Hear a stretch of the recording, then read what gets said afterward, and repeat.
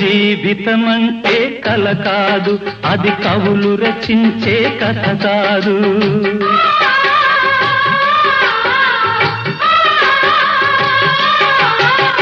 జీవితమంటే కల కాదు, అది కవులు రచించే కథ కాదు.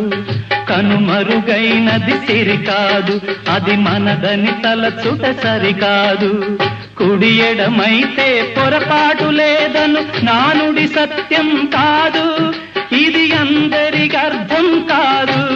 ఓ